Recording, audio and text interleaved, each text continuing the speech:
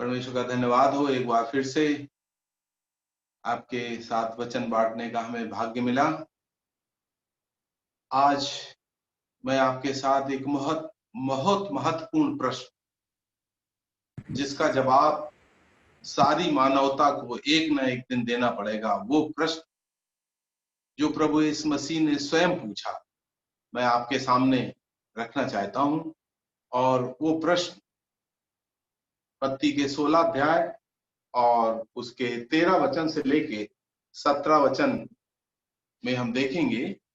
मत्ती का 16 अध्याय और उसका 13 से लेके 17 वचन तक मैं आपके सामने पढ़ना चाहता हूं। जब यीशु कैसरिया फिलिपी के क्षेत्र में आए, तब उन्होंने अपने चेलों से पूछा, लोग मनुष्य के पुत्र को क्या कहते हैं? उन्होंने कहा, कुछ तो यूहन्ना बपतिस्मा देने वाला कहते हैं, कुछ नबी एलिया और कुछ नबी यिर्मयाह या नबियों में से कोई एक। यीशु ने उनसे पूछा, परंतु तुम मुझे क्या कहते हो? सिमोन पतरस ने उत्तर दिया, आप जीवित परमेश्वर के पुत्र मसीह हैं।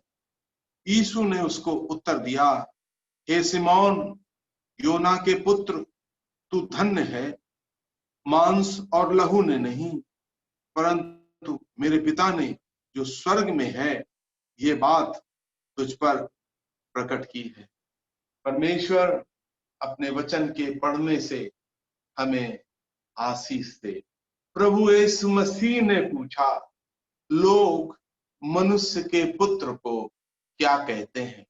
इब्ने आदम को क्या कहते हैं? मुझे क्या कहते हैं? प्रभु यीशु मसीह ने स्वयं अपने आप को मनुष्य का पुत्र कहा।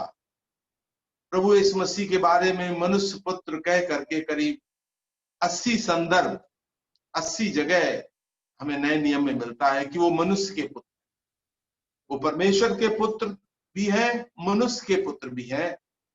पवित्र आत्मा से पैदा होकर के मानव रूप धारण किया, इसलिए उनको मनुष्य का पुत्र, अर्थात चूंकि वो मनुष्य के चोले में थे, मनुष्य का शरीर धारण किया हुआ था उन्होंने, इसलिए उन्होंने ये पूछा कि मैं जो इस मनुष्य रूप में हूं, मेरे बारे में लोगों की क्या विचारधारा है। और जैसा आप जानते हैं, ये प्रभु यीशु मसीह की सेवा काल, जो 3.5 साल की सेवा थी, उसके आखिरी समय में पूछा गया, करीब आज से 2000 साल पहले। और इस प्रश्न का बहुत महत्व है। जितना महत्व उस समय था, उतना ही महत्व आज भी है। इस प्रश्न के जवाब पर इंसान का सारा अनंत निर्भर करता है। इसलिए इस अध्ययन को हम बड़े ध्यान से समझें। प्रभु ने ये प्रश्न कब पूछा, कहां पूछा और क्यों पूछा? 3 चीजों पर हम ध्यान करेंगे। प्रभु ने यह प्रश्न कब पूछा, प्रभु ने यह प्रश्न किस जगह पूछा, और प्रभु ने यह प्रश्न क्यों पूछा। तो यहां पर हम पढ़ते हैं, यीशु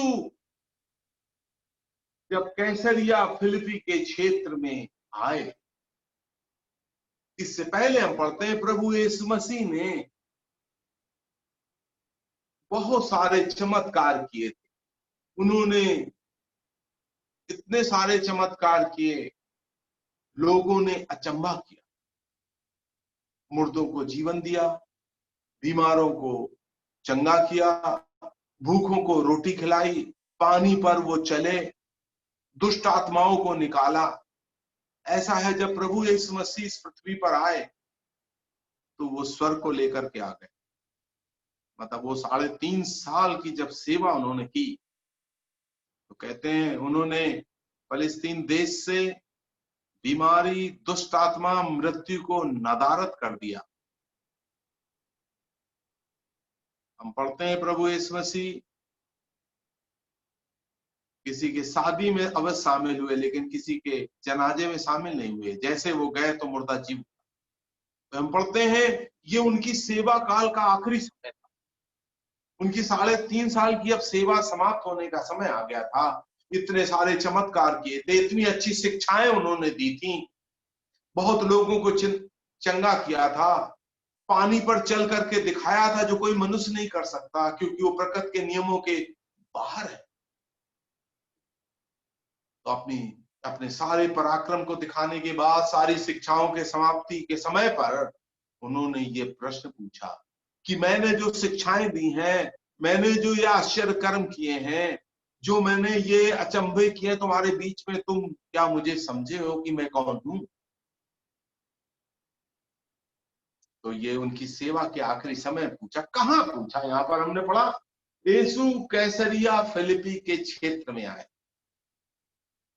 इस जगह का नाम असल में फिलिपी था, लेकिन वहां का जो राजा था उसके आदर में इस जगह का नाम कैसरिया फिलिपी कर दिया। उस राजा का नाम भी जोड़ दिया गया जो रोमी राजा था, कैसर बादशाह, वहां का जो उसको बोलते सम्राट, राजाओं के ऊपर राजा था, उसका बड़ा आदर था, इसलिए उस जगह का नाम कैसरिया फिलिपी था। इसका बड़ा महत्व है। उस जगह में बान देवता और बहुत सारे देवी देवताओं की पूजा होती थी, और वहां पर कैसर देवता की, वहां का जो राजा था उसको भी परमेश्वर मानते थे, उसको भी बड़ा सम्मान देते थे, परमेश्वर के समान सम्मान देते। तो प्रभु ने पूछा, इतने तमाम देवी देवताओं के बीच में और तुम्हारे सम्राट के बीच में जहां पर मैं उपस्थित हूं, तुम्हारी मेरे बारे में क्या विचार था? समझिएगा, कब पूछा वो अलग है, कहां पूछा। आज भी हमारे देश में बहुत सारी रीति रिवाज, धर्म, गुरु, बहुत लोग हैं, उनके बीच में प्रभु आज आप लोगों से पूछना चाहता है, तुम मेरे बारे में क्या कहते, मेरे बारे में क्या तुमने सोचा, मैंने जो शिक्षाएं दी क्या तुमने उनको समझा, मेरे कामों को तुमने समझने का प्रयास किया? तो कब पूछा, कहां पूछा और क्यों पूछा? क्योंकि मनुष्य का पूरा भविष्य, मनुष्य का उद्धार इस प्रश्न के जवाब पर आधारित। इसका जवाब सभी को एक ना एक दिन देना है। तो हम देखते हैं जब प्रभु यीशु मसीह ने यह प्रश्न पूछा कि लोग मेरे बारे में क्या कहते हैं, उनकी क्या भावनाएं। आज भी जब आप संसार में लोगों से मिलते हैं तो कुछ न कुछ विचारधारा प्रभु यीशु मसीह के बारे में जरूर वो कहें, लेकिन एक बात आप जरूर देखेंगे, प्रभु यीशु मसीह के बारे में कभी कोई भी गलत बात नहीं कहे। वो जरूर कहेंगे वो बहुत अच्छे शिक्षक, बहुत उन्होंने चमत्कार किए। हमारे जो राष्ट्रपिता हैं महात्मा गांधी जी, वो भी प्रभु यीशु मसीह को बहुत आदर देते थे। उनका जीवन बाइबल से अत्यंत प्रभावित था। उनके 2 सिद्धांत थे, सत्य और अहिंसा। वो बाइबल से सीखे। प्रभु यीशु मसीह ने किसी की हिंसा नहीं की, सदैव सत्य पर चले। तो इस सत्य को समझना कि वो कौन है हमारे लिए बहुत जरूरी है। तो यहां पर हम देखते हैं जब प्रभु ने यह प्रश्न पूछा तो इसके जवाब में 4 जवाब आए। अब देखिए यहां पर क्या जवाब आया। उन्होंने कहा कुछ तो यूहन्ना बपतिस्मा देने वाला कहते, क्योंकि वहां का जो राजा हेरोदस था उसने यूहन्ना बपतिस्मा देने वाले को मरवा डाला था। कई लोग कहते तो फिर से जीव। वो अत्यंत आदरणीय पुरुष था। प्रभु यीशु मसीह ने स्वयं उसके बारे में कहा कि स्त्रियों से जो जन्म में है उससे यूहन्ना से बड़ा कोई भी नहीं। और हम पढ़ते हैं वो एक बहुत बड़ा त्यागी पुरुष था। मत्ती के 3 अध्याय में अगर आप हमारे साथ आ जाएं तो हम यूहन्ना बपतिस्मा देने वाले के बारे में यहां पर हम पढ़ते हैं। और उसका 4 वचन, मत्ती का 3 अध्याय और उसका 4 वचन। ये यूहन्ना ऊंट के रोम का वस्त्र पहने था, अपनी कमर में चमड़े का पटुका बांधता था और उसका भोजन टिड्डियां और जंगल का शहद था। कहाँ रहता था? वो जंगल प्रदेश में रहता था, शहर में नहीं रहता, जंगल में रहता था। और खाता क्या था? टिड्डियां और दाग मधु, जो मिल गया वो खा लिया उसने। और कपड़े क्या पहनता था? ऊंट के रोम का वस्त्र, बहुत साधारण वस्त्र, और कमर में चमड़े का पटुका बांधे। लेकिन हम आगे अगर पढ़ें, 5 आयत में हम पढ़ते हैं, यरूशलेम नगर के और सारे यहूदिया प्रदेश के तथा यरदन नदी के आसपास के सारे क्षेत्र के लोग उसके पास आने लगे और अपने पापों को स्वीकार कर यरदन नदी में यूहन्ना से बपतिस्मा ले। समझिए, वो अत्यंत त्यागी पुरुष था और उसके त्यागी जीवन की वजह से उसकी बहुत इज्जत, उसको बहुत बड़ा एक गुरु मानते थे, बहुत बड़ा नबी मानते थे। और वो बाइबल का, पुराने नियम का आखिरी नबी भी है। तो लोग उसके त्याग के जीवन को देख करके अत्यंत आकर्षित थे और उसके पास मन लगा करके बपतिस्मा लेते। यहां पर मैं ये आपके सामने रखना चाहता हूं कि उन्होंने ऐसा क्यों कहा वो यूहन्ना है, यूहन्ना बपतिस्मा देने वाला। ऐसी विचारधारा क्यों थी? क्योंकि यूहन्ना का जीवन अत्यंत त्याग का जीवन, और हम जानते हैं प्रभु यीशु मसीह का जीवन भी बहुत त्याग का जीवन। यूहन्ना के 7 अध्याय में हम पढ़ते हैं, आप हमारे साथ निकाल लीजिए यूहन्ना का 7 अध्याय और उसका आखिरी वचन। अगर आप हमारे साथ पढ़ें यूहन्ना का 7 अध्याय और उसका आखिरी वचन, यहां पर लिखा हुआ है 53 वचन।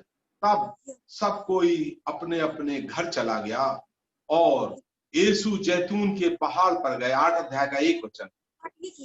और वो सवेरे फिर मंदिर में आ गए। समझिएगा, सब लोग अपने अपने घर में चले गए।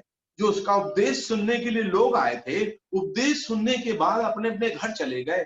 लेकिन प्रभु यीशु मसीह का कोई घर नहीं था, बहुत बड़ा त्याग का जीवन था। तो वो कहां गए? वो जैतून के पहाड़ पर। उनके पास कोई घर नहीं था। उन्होंने कहा, लोमड़ियों के भट्ट होते हैं, पक्षियों के घोंसले होते हैं, मनुष्य के पुत्र के लिए कोई सिर छिपाने की जगह नहीं। परमेश्वर का धन्यवाद हो, बहुत त्यागी पुरुष थे। ऐसा कोई त्यागी पुरुष नहीं आया। उनके पास कभी 1 रुपया भी नहीं था। जब उनको एक शिक्षा देनी थी कि कैसर को कर देना उचित है कि नहीं है, तो उन्होंने अपनी पॉकेट से पैसा निकाल कर नहीं दिखाया, लेकिन उन्होंने कहा तो मुझे एक सिक्का दिखाओ। इतना बड़ा त्याग का जीवन। इसलिए लोगों की ये भावना थी, वो यूहन्ना के समान एक त्यागी पुरुष। बात तो सही है, त्यागी तो है, उनके समान किसी का त्याग का जीवन नहीं। 40 दिन 40 रात उन्होंने उपवास रखा, उन्होंने बड़े त्याग का जीवन बताया। अंत में अपने जीवन को भी हमारे लिए त्याग दिया। तो पहला जवाब आया, वो बहुत बड़े त्यागी पुरुष यूहन्ना के समान है। दूसरा जवाब आया, यहां पर हम पढ़ते हैं मत्ती के 16 अध्याय में, वो एलिया नबी है। कई लोग ये सोचते थे एलिया नबी, यहूदी लोग अपने भविष्यवक्ताओं के बारे में अच्छा ज्ञान रखते, तो कई लोग कहते थे ये एलिया नबी है, क्योंकि पुराने नियम में भविष्यवाणी थी मलाकी की किताब में कि एलिया नबी अचानक से अपने मंदिर में आ जाए। लेकिन एलिया नबी की क्या खासियत? एलिया नबी बहुत बड़ा एक चमत्कारी पुरुष। अगर आपने उसके बारे में पढ़ा होगा, उसने बहुत सारे चमत्कार। अगर आप पहला राजा की किताब पढ़ें तो वहां पर हम देखते हैं एलिया नबी के नाम से करीब 16 चमत्कार लिखे। तो एलिया नबी जो था बहुत बड़ा चमत्कारी पुरुष था। उसने प्रार्थना की तो स्वर्ग से आग गिरी और वेदी पर जो बलि रखी हुई थी उसको भस्म कर। उसने प्रार्थना की तो 3.5 साल तक बारिश नहीं हुई और उसने प्रार्थना की तो फिर बारिश हो, उसने प्रार्थना की तो मुर्दे को जीवन मिल गया। इतना वो चमत्कारी पुरुष था, और इन चमत्कारों को यहूदी लोग जानते। तो उनके मन में ये बात थी कि ये एलिया नबी के समान एक बहुत बड़े चमत्कारी पुरुष है। आज भी दुनिया में लोग जानते हैं प्रभु यीशु मसीह के जैसा किसी ने चमत्कार नहीं किया। प्रभु यीशु मसीह ने अपने जीवन काल में बहुत सारे चमत्कार किए। बाइबल में लिखा हुआ है कि इतने चमत्कार किए कि अगर वो लिखे जाते तो वो किताब इस दुनिया में नहीं समाती। लेकिन कुछ लिखे गए। कितने लिखे गए? 36 लिखे गए। 35 उन्होंने जीते जी, और एक मुर्दों में से जी उठने के बाद जो उन्होंने मछलियां पकड़वाई। 36 चमत्कार लिखे गए। तो उन्होंने बहुत चमत्कार किए। चमत्कारों से हमें क्या पता चलता? बाइबल में हम प्रभु यीशु मसीह की वंशावली भी पढ़ते हैं, और बाइबल में हम प्रभु यीशु मसीह के चमत्कार भी पढ़ते हैं। वंशावली से उनके मनुष्यत्व का पता चलता है, और उनके चमत्कारों से, आश्चर्य कर्मों से उनके ईश्वरत्व का पता चलता है। वो मनुष्य भी हैं और वो ईश्वर भी हैं। लेकिन लोगों ने उनके चमत्कारों को समझा और कहा ये एलिया नबी की आत्मा के समान इनके अंदर आत्मा है, ये मनुष्य है, ये कोई नबी है और जो इतने बड़े चमत्कार कर सकते। ये भी बात सही थी कि उनके चमत्कार सही थे और उनकी राय भी सही थी। लेकिन हमें ये जानना है, सत्य को जानना एक बात है और संपूर्ण सत्य को जानना, समझिएगा, एक तो कुछ सत्य है, लेकिन पूरे सत्य को प्रभु यीशु मसीह ने कहा तुम सत्य को जानोगे और सत्य तुम्हें स्वतंत्र कर। प्रभु यीशु मसीह ने चमत्कार किस लिए किए? इसलिए किए ताकि लोग, इंसान, दुनिया के लोग समझें कि वो है कौन। क्योंकि हम क्या पढ़ते हैं, चमत्कार वो काम है जो प्रकृति के नियमों के ऊपर है, किसी मनुष्य के बस के बाहर। पानी के ऊपर कोई इंसान चल नहीं सकता, क्योंकि आर्किमिडीज का सिद्धांत क्या कहता है, जो कोई पानी पर चलेगा वो डूब जाएगा, क्योंकि उसका घनत्व तो पानी के घनत्व से ज्यादा है। लेकिन ये प्रकृति के नियम प्रभु यीशु मसीह ने बनाया, उन पर ये नियम लागू नहीं होते, वो इन नियमों के ऊपर है। हम देखते हैं कुछ लोगों ने कहा कि वो एलिया नबी के समान है। तीसरा जवाब आया, प्रभु यीशु मसीह यिर्मयाह नबी। यिर्मयाह नबी कौन? इसके बारे में पढ़ते हैं। वो बहुत हिम्मती पुरुष था।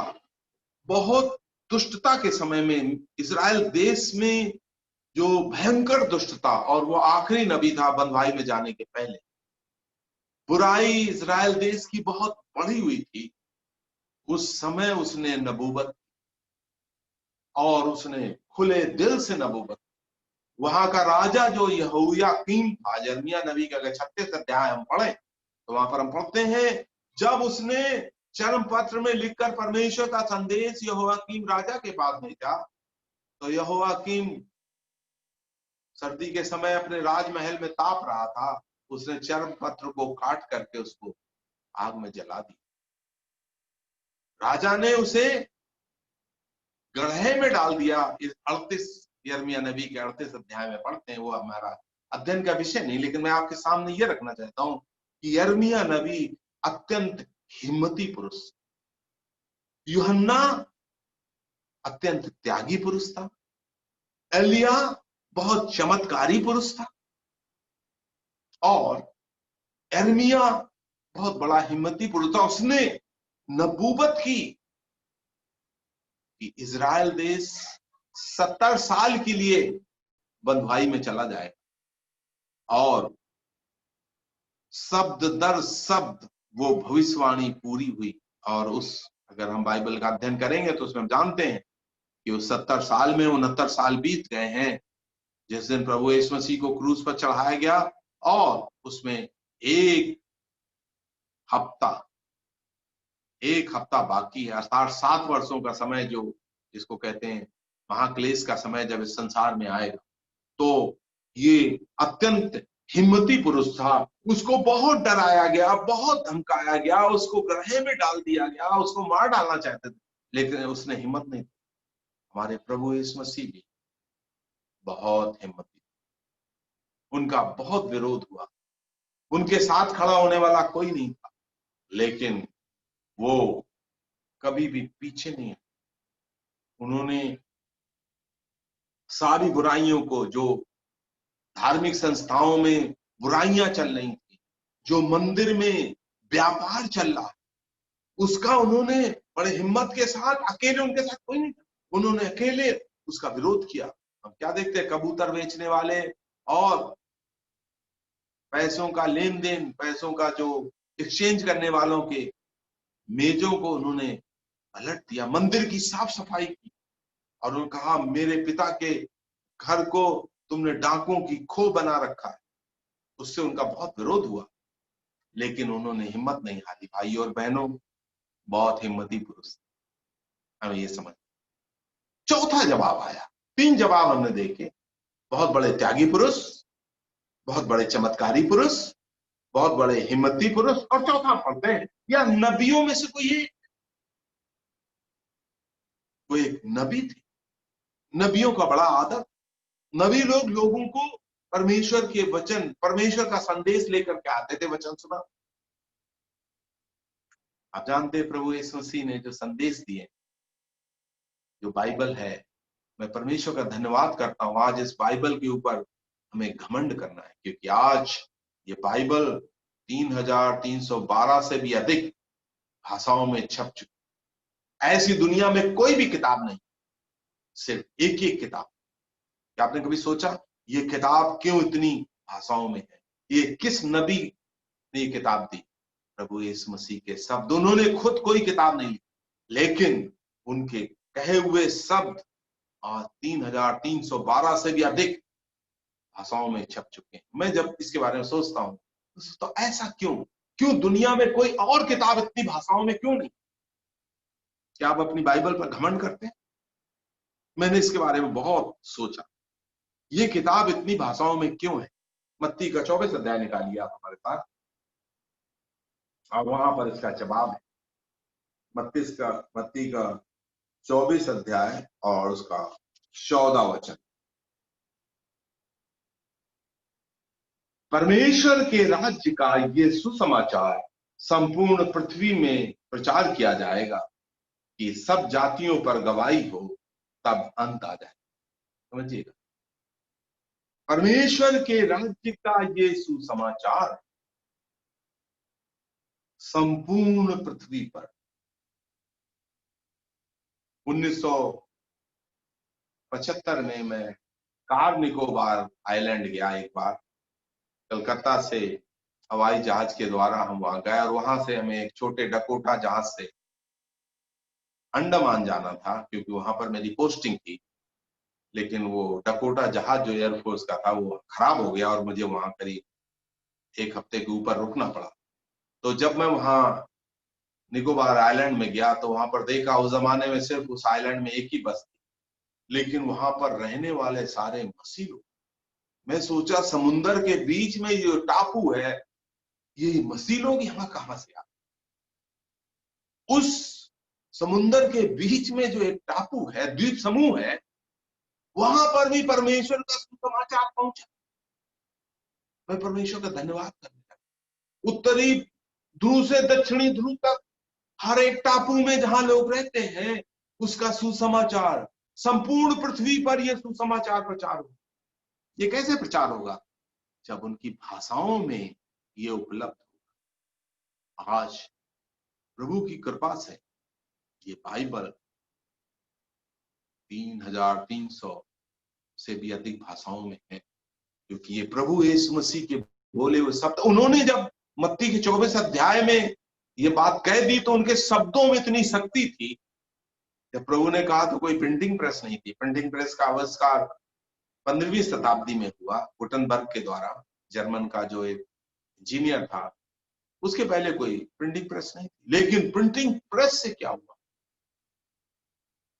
हम देखते हैं प्रिंटिंग प्रेस से ज्ञान का और किताबों का विस्फोट। इतने ज्ञान की वृद्धि हुई और इतनी किताबें छपने लगी। ये किसने ज्ञान दिया? हमारे परमेश्वर ने। तो कई लोग सोचते वो नबी है जो शिक्षा देते, और आज उनकी शिक्षाएं कितनी भाषाओं में है। भाइयों, क्या आप सोचा कितना आपका बड़ा भाग्य है कि ये परमेश्वर की पुस्तक आपके हाथों में है। यशायाह नबी कहता है, मेरा वचन जो मेरे मुख से निकलता है व्यर्थ नहीं जाएगा। जिस प्रकार से बारिश इस पृथ्वी पर आती है तो यूं ही लौट नहीं जाती, उससे बीज बोने वाले को बीज और खाने वाले को रोटी। बिना बारिश के ना तो रोटी होगी, ना पीने के लिए पानी होगा। परमेश्वर का वचन हमारे लिए भोजन और पानी दोनों। परमेश्वर का धन्यवाद हो। ऐसी कोई दुनिया में किताब नहीं, हम इसके ऊपर घमंड कर सकते। परमेश्वर ने अपना वचन दिया और उसके बांटने वाले, उसके प्रचार करने वालों की संख्या बहुत थी। परमेश्वर का धन्यवाद हो भाइयों और बहनों। आज ये भाषा, ये किताब इतनी भाषाओं में है। तो 4 जवाब आए। बहुत बड़े त्यागी पुरुष हैं, बिल्कुल हकीकत है, बहुत बड़े त्यागी थे, बहुत बड़े चमत्कारी थे। उनके समान कोई चमत्कारी पुरुष न पैदा हुआ है भाइयों और बहनों, न पैदा होगा। बहुत बड़े हिम्मती पुरुष थे। उन्होंने क्रूज पर अपनी हिम्मत से जान भी दे दी, लेकिन पीछे नहीं है। और वो एक बहुत अच्छे शिक्षक थे जिनकी शिक्षाएं और 3000 से अधिक भाषाओं में उपलब्ध है। परमेश्वर का धन्यवाद हो। लेकिन ये जो 4 जवाब आए, इसमें सिर्फ अर्ध सत्य है, इसमें संपूर्ण सत्य नहीं। तो प्रभु ने इन 4 जवाबों को जब सुना तो यीशु ने उनसे फिर पूछा, पहले लोगों से पूछा कि मनुष्य के पुत्र को क्या कहते हैं। अब उनके जो 12 चेले थे उनसे पूछा कि तुम लोगों की मेरे बारे में क्या राय। बहुत इंपॉर्टेंट। हम लोग जो प्रभु यीशु मसीह के पीछे इतने दिन से चल रहे हैं, 3.5 साल की शिक्षा प्रभु ने दी। 3.5 साल का बाइबल स्कूल पहला हुए उन्होंने ही शुरू किया। 3.5 साल जो तुम मेरे साथ रहे हो, वो जो है रेजिडेंशियल बाइबल स्कूल था, उनके साथ ही साथ चलते थे। तुम्हारी क्या भावना है, तुमने मुझे क्या समझा। दुनिया वाले तो ये 4 चीजें कहते हैं, लेकिन तुम जो मेरे साथ रहे हो तुम क्या कहते हो। तो हम देखते हैं 16 वचन में सिमोन पतरस ने उत्तर दिया, आप जीवित परमेश्वर के पुत्र मसीह। पतरस जो था बोलने में बहुत तेज था, आगे चलता। प्रभु के चेलों के बारे में अगर हम देखें तो हम 3 ग्रुप देख सकते। एक तो बाहरी ग्रुप था जिसमें बहुत सारे चेले थे, एक बीच का ग्रुप था जिसमें 12 थे, और एक अंतर का ग्रुप था जो प्रभु के एकदम नजदीक था, उसमें 3 थे, पतरस, याकूब और यूहन्ना। इन लोगों को प्रभु साथ में लेके चलता। जब रूपांतरण पहाड़ पर गए वहां पर भी लेकर के गए, उन्होंने प्रभु के रूपांतरण को देखा। जब जैरस की बेटी को जिंदा किया तो इन तीनों को लेकर के। पतरस प्रभु के बहुत नजदीक चलने वाला चेला था, इसलिए पतरस आगे आया और पतरस ने जवाब दिया, आप जीवित परमेश्वर के पुत्र मसीह। पतरस का जवाब बिल्कुल अलग था। उसने ये नहीं कहा आप यूहन्ना के समान एक त्यागी हैं, एलिया के समान चमत्कारी हैं, यिर्मयाह के समान हिम्मती हैं और एक बहुत उम्दा आप नबी है।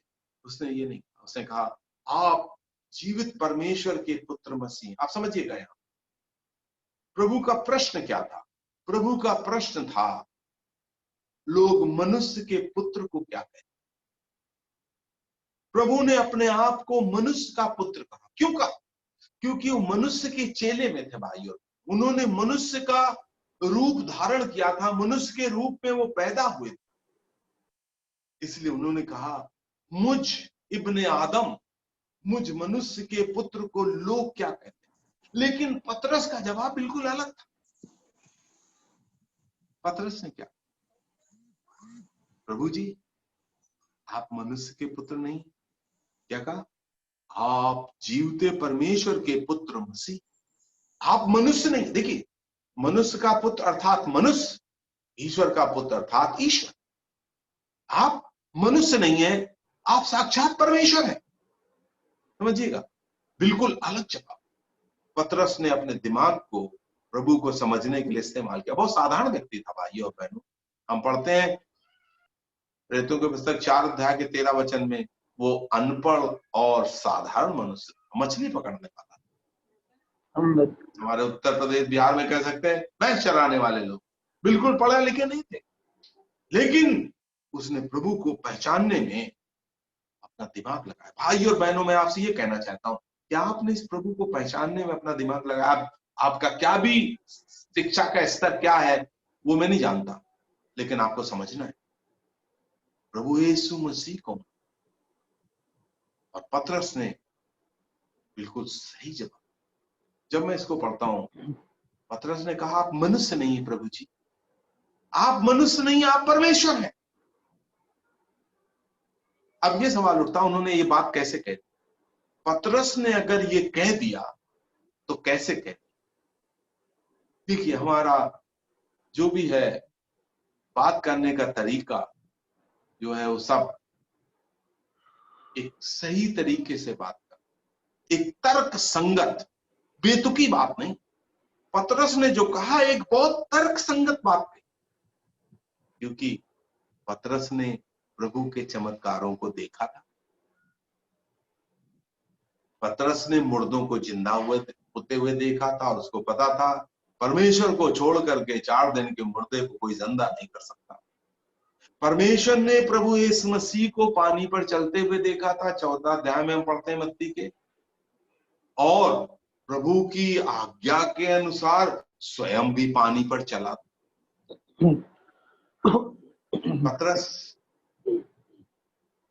ने प्रभु यीशु मसीह को बहुत नजदीक से देखा और हम देखते हैं उसने ये समझ लिया कि जो प्रभु कर रहे हैं परमेश्वर के अलावा कोई नहीं कर सकता।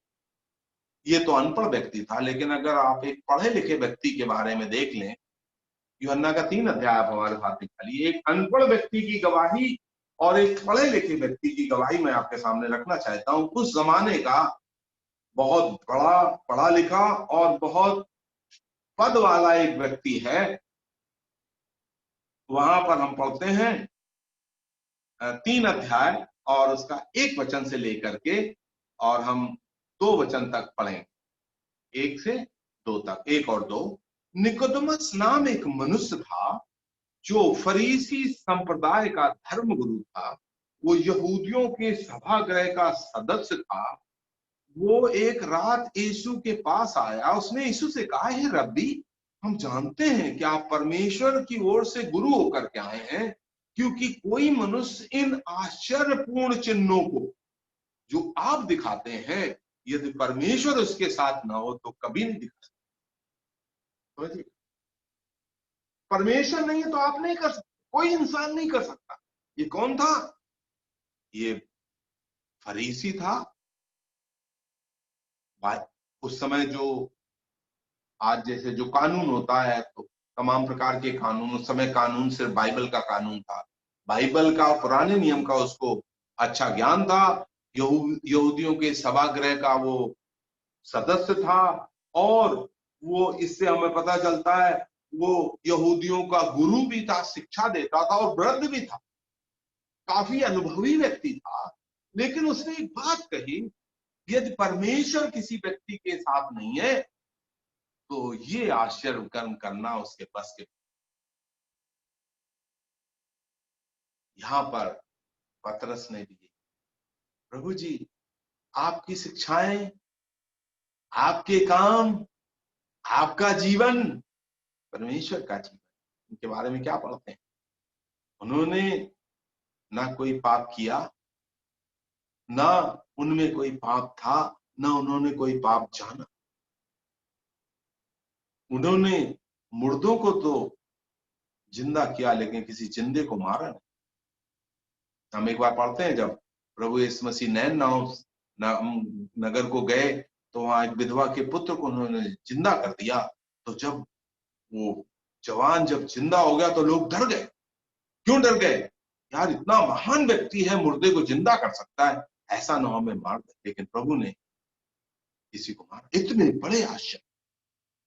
तो पतरस ने जो कहा अपने तर्क संगत तरीके से, भाई और बहनों, में आपके सामने ये चैलेंज रखना चाहता हूं, क्या आपने प्रभु यीशु मसीह को जानने के लिए अपने दिमाग को इस्तेमाल किया? आप बहुत सी चीजों को जानते हैं। जब लोग कपड़ा खरीदने जाते हैं तो अच्छे से अच्छा ब्रांड का या अच्छे अच्छे क्वालिटी का कपड़ा, जब कोई सामान खरीदने जाते हैं तो अच्छे से अच्छा सामान खरीदते हैं, जब बच्चे को शिक्षा दिलाने जाते हैं तो अच्छे से अच्छे स्कूल में भर्ती कराने जाते हैं। लेकिन जब ईश्वर के बारे में बात आती तो फिर वो अपने तर्क को इस्तेमाल। परमेश्वर ने आपको वो विवेक और आपको वो तर्क दिया है ताकि आप अपने मन और बुद्धि से उस प्रभु को जाने। पतरस अनपढ़ अवश्य था, लेकिन उसने प्रभु को पहचाना। और जब उसने ये बात कह दी कि प्रभु जी आप मनुष्य नहीं हैं, आप ईश्वर हैं, तो हम क्या पढ़ते हैं? प्रभु यीशु का क्या जवाब था? यीशु ने उसको उत्तर दिया, हे सिमोन योना के पुत्र, तू धन्य है, मांस और लहू ने नहीं, परंतु मेरे पिता ने जो स्वर्ग में ये बात तुझ पर प्रकट। हे सिमोन योना के पुत्र, तू धन्य। जो प्रभु यीशु मसीह को जान जाते वो धन्य लोग। कई एक दक्षिण भारत की भाषाओं में ये शब्द आया, भाग्यवान। हे सिमोन योना के पुत्र, तू भाग्यवान है। भाई और बहनों, अगर आपने प्रभु यीशु मसीह को पहचान लिया, आपका बड़ा भाग्य, तू बड़ा भाग्यशाली है। मछली पकड़ने वाला तो जरूर है, अनपढ़ तो जरूर है, लेकिन तू भाग्यवान है। हम जो भी हैं, हमारा जो भी शिक्षा का स्तर है, हमारा जो भी फैमिली बैकग्राउंड है, हम जहां से भी आते हैं, लेकिन अगर हमने प्रभु यीशु मसीह को पहचाना, सिर्फ कुछ हद तक नहीं, पूरे तरीके से। कई लोग ये बात जानते हैं, बहुत अच्छे त्याग का जीवन था उनका, बहुत अच्छी उनकी शिक्षाएं थी, समझिएगा,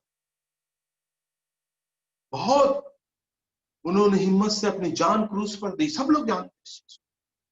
बाइबल बहुत अच्छी किताब है, जानते हैं, इतनी भाषाओं में प्रकाशित है, लेकिन ये नहीं कहते वो परमेश्वर के पुत्र है। साक्षात परमेश्वर इस पृथ्वी पर आ गया।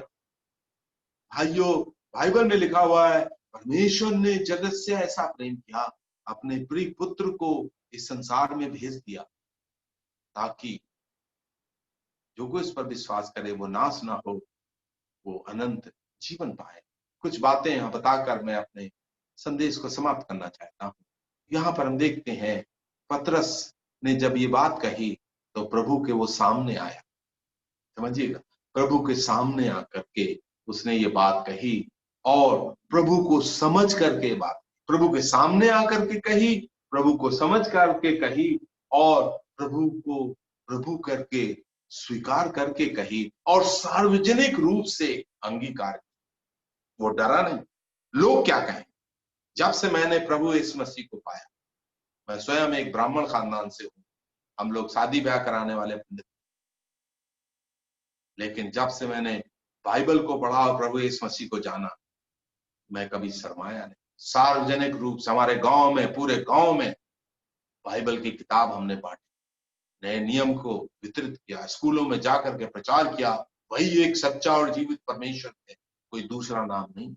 पतरस बिल्कुल डरा नहीं। सार्वजनिक रूप से इतने सारे लोगों के सामने उसने कहा, आप परमेश्वर के पुत्र। भाइयों, आपका बड़ा भाग्य है अगर आपने इस सत्य को जाना। प्रभु ने कहा, तुम सत्य को जानोगे और सत्य तुम्हें स्वतंत्र करेगा। सत्य कौन है? एक व्यक्ति है प्रभु यीशु मसीह। अगर आपने प्रभु यीशु मसीह को जान लिया तो वो सत्य, सत्य को आपने जान लिया। सत्य कोई कोई धारणा नहीं, कोई भावना नहीं, कोई विचारधारा नहीं, सत्य एक व्यक्ति है और वो है प्रभु यीशु मसीह। पतरस ने सत्य को जाना और वो भाग्यवान हो। भाइयों और बहनों, एक न एक दिन इस दुनिया से हमें जाना है और जाने के बाद सभी का न्याय होगा। बाइबल लिखा हुआ इंसान के लिए मरना और मरने के बाद न्याय का होना, और वहां पर एक ही प्रश्न इंसान से पूछा जाएगा, यीशु मसीह कौन है? जो प्रभु यीशु मसीह ने पूछा, यीशु मसीह कौन? फिलिपियों के 2 अध्याय में 10 वचन में लिखा हुआ है, हर एक घुटना टेकेगा, हर एक जीव अंगीकार। जिन्होंने यहां पर अंगीकार नहीं किया वो वहां पर अंगीकार करेंगे न्याय आसन के सामने, लेकिन नरक में डाले। लेकिन जिन्होंने यहां पर अंगीकार किया प्रभु यीशु मसीह को स्वर्ग में, यहां पर लिखा हुआ है हर एक घुटना टिकेगा, हर एक जीव अंगीकार। इस प्रश्न का जवाब आपको देना ही पड़ेगा। तो भाई और बहनों, परमेश्वर आपके ऊपर दया करे ताकि आप इस सत्य को जानें, आप अपने तर्क को इस्तेमाल करें। दुनिया की हर एक चीज के लिए इंसान तर्क को इस्तेमाल करता है, अच्छे से अच्छे चीज को अपनाता है, लेकिन जब ईश्वर के बारे में आए तो भी आप इस सत्य को, इस महान परमेश्वर को, जिसके समान न तो कोई त्यागी पुरुष है, ना कोई चमत्कारी है, ना कोई हिम्मती है, और न उससे अच्छा कोई शिक्षक है, लेकिन उसके ऊपर वो परमेश्वर के पुत्र और हमारे उद्धार करता है, जिन्होंने हमारे पापों के लिए अपनी जान दी, क्रूस पर हमारे पापों को लेकर अपने प्राण त्याग दिए ताकि हम उद्धार पाए। अगर आपने उद्धार नहीं पाया तो आज उद्धार का दिन है। अपने हृदय को आप कठोर ना करें, प्रभु यीशु मसीह को अपना उद्धारकर्ता प्रभु ग्रहण करें और आप भी पतरस के समान धन्य हो जाएं, आप भाग्यवान हो जाएंगे। परमेश्वर अपनी आशीषों से आपको सुशोभित करेगा। प्रभु इस वचन से आपको आशीष